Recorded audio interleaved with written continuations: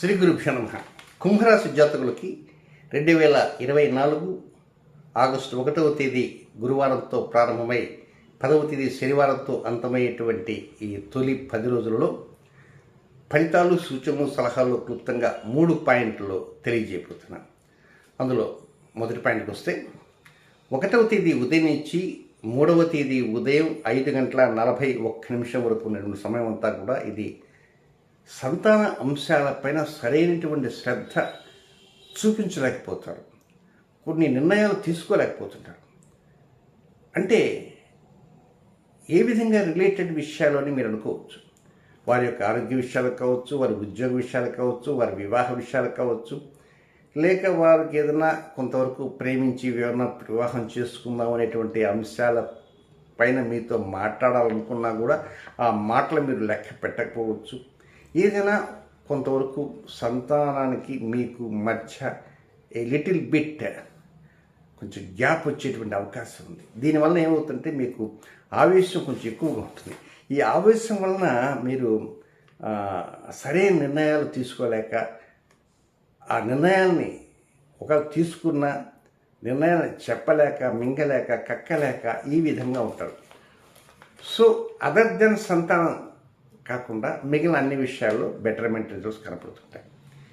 ఇక సెకండ్ పాయింట్కి వస్తే 3వ తేదీ ఉదయం 5:41 ప్రారంభమై 9వ తేదీ ఉదయం వరకు ఉండేటువంటి ఈ సమయం మాత్రం చాలా అనుకూలంగా ఉంటుంది. డెవలప్మెంట్స్ బాగుంటాయి. దంపతులుగా ఉండే వారికి చక్కగా ఉంటుంది. ఇక వ్యాపార భాగస్వాములుగా ఉండేవారు వారి యొక్క కొత్త నిర్ణయాలు ఒకరికొకరు చెప్పుకుంటారు. ఇక దంపతులుగా ఉండేవారికి శ్రావణ మాసం వచ్చిన కనుక శ్రీమతి కోరికలు శ్రీవారికి చెప్పటం, ఆ కోరికలు శ్రీవారు సరే అనేటువంటి రీతిలో దానికి ఓకే చేయటం, కొంతవరకు కొత్త ఆభరణాలు కొనటం కానీ, కొత్త చీర కొనటం కానీ, ఏదైనా సరే వారి యొక్క శ్రావణ మాస కోరికలకి ఇక్కడ కొంచెం బీజం, ఆ కోరికలు సిద్ధించడానికి బీజం పడేటువంటి అవకాశాలంటూ వస్తుంటాయి. దీంతోపాటు రుణభారం తగ్గడానికి అవకాశం వస్తుంది, రుణం పొందడానికి అవకాశాలు వస్తుంటాయి, శత్రుజయం కలగటానికి కూడా అవకాశం వస్తుంటే, ఏదైనా చిన్నపాటి మీకు అనారోగ్యం లాంటిది ఏదైనా ఉన్నా కూడా అనారోగ్యానికి తగినటువంటి మందులు తీసుకున్న కారణంగా అది కొంచెం సెట్ అయ్యి కొంత డెవలప్మెంట్స్ కనపడుతుంటాయి. రిపోర్ట్స్ చూస్తే అనుకూలంగా ఉంటాయి. ఫేవరబుల్గా రిపోర్ట్స్ రావడానికి అవకాశాలు కూడా తప్పకుండా వస్తుంటాయి. అయితే ఇలాంటి పరిస్థితుల్లో ఒక్కోసారి కొత్త ఆలోచన మీకు వస్తే ఆలోచన ఇమీడియట్గా ప్లాన్ చేద్దామనేటువంటి రీతిగా ఉంటారు. కనుక ఇమీడియట్గా వాటిని ప్లానింగ్కి మాత్రం వెళ్ళవద్దు. అయితే ఒక చిన్న విషయం చెప్తా. అదేమిటంటే 4వ తేదీ ఆ రోజున ఆదివారం అమావాస్య. ఆ రోజు 4వ తేదీ ఆదివారం అమావాస్య, ఆషాఢ అమావాస్య. అమావాస్యంగా ఎవరు కూడా కొత్త పనుల మీద శ్రీకారం చుట్టరు. కానీ 4వ తేదీ ఆదివారం అమావాస్య ఆ రోజు ఉదయం నుంచి మధ్యాహ్నం 1:26 దాకా పుష్యమి నక్షత్రం జరుగుతుంటుంది.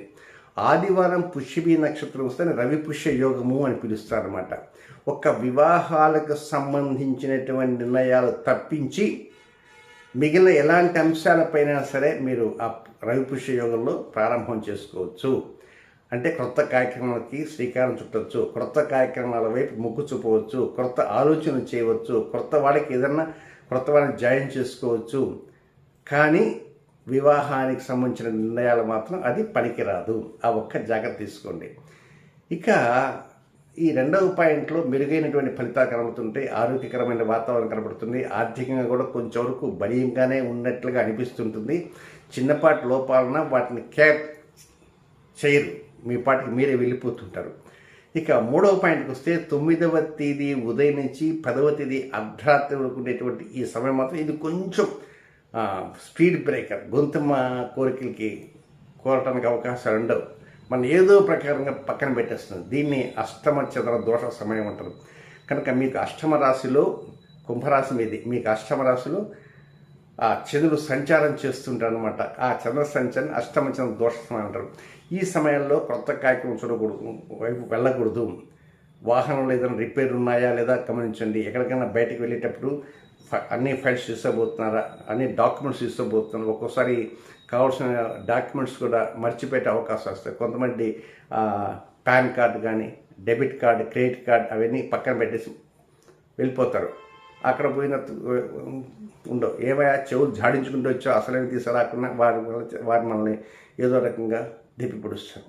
కనుక కొంచెం మతిమరుపు అనేది రావడానికి అవకాశాలు ఉంటాయి. అలాగే ఒక్కోసారి మెయిన్ బస్ టికెట్స్ కానీ ఇలాంటివి కూడా ఒక్కోసారి సెల్ ఫోన్లో ఉంటాయి.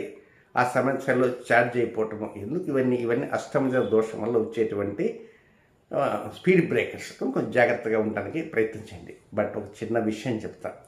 10వ తేదీ ఆ రోజు శనివారం. ఆ రోజు చిత్రా నక్షత్రం. చిత్తకధిపతి కుజుడు, శనివారానికి అధిపతి శని. అసలే శని మీ రాశిలోనే ఆయన వక్రగమనం చెందుతున్నాడు. మీకు ధన కుటుంబ స్థానంలో శని నక్షత్రమైనటువంటి ఉత్తరాభాద్రలో రాహు సంచారం, దానికే వ్యాపాకు స్థానం అనే వీడియో పెట్టాను, మళ్ళీ తీసేశాను. మళ్ళీ ఆ వీడియో మీకు అందిస్తాను. చిన్న తప్పు చెప్పడం జరిగింది, అందువల్ల రెక్టిఫై కోసం ఆ వీడియోని పక్కన పెట్టేశాను. అయితే మళ్ళీ ఆ వీడియోని మీకు అందిస్తాను. అందుచేత ఈ 10వ తేదీ ఆ రోజున అష్టమచనం దోషం అని చెప్పాను కదా, కొంచెం డబ్బులు అవసరమైన అనుకోండి, కొంతమంది ఏం చేస్తారంటే అర్జెంటుగా అప్పు తీర్చవని ఆ 2 రూపాయలన్నా 4 రూపాయలన్నా 3 రూపాయలన్నా తీసుకోమని చెప్పేస్తారు. ఆ సమయంలో చెక్స్ మీద సంతకాలు పెట్టిస్తారు. బాగా గుర్తుంచుకోండి.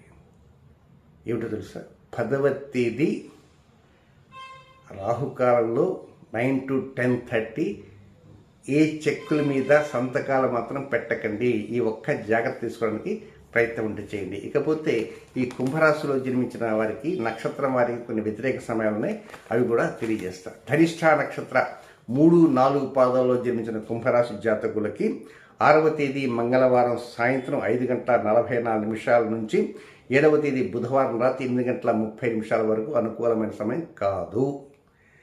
ఇక నెక్స్ట్ నక్షత్రం శతభిష నక్షత్రం. శతభిష నక్షత్రంలో జన్మించినటువంటి కుంభరాశి జాతకులకి 7వ తేదీ బుధవారం రాత్రి 8:30 నుంచి 8వ తేదీ గురువారం రాత్రి 11:34 అనుకూల సమయం కాదు. రొటీన్ కార్యక్రమం మాత్రం చక్కగా చేసుకోవచ్చు. కొత్త కార్యక్రమం శ్రీకారం చుట్టకూడదు.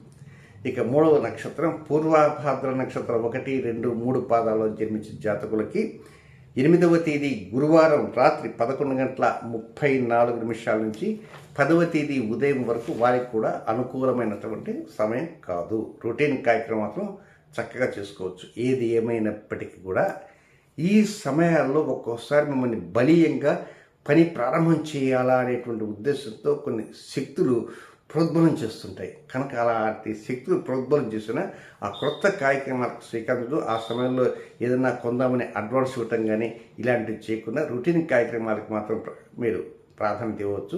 క్రొత్త కార్యక్రమాలకి అడ్వాన్స్ ఇవ్వటానికి అలాంటి వాటికి మాత్రం ఈ సమయాన్ని కొంచెం దూరంగా ఉంచడానికి ప్రయత్నం చేయండి. శుభం.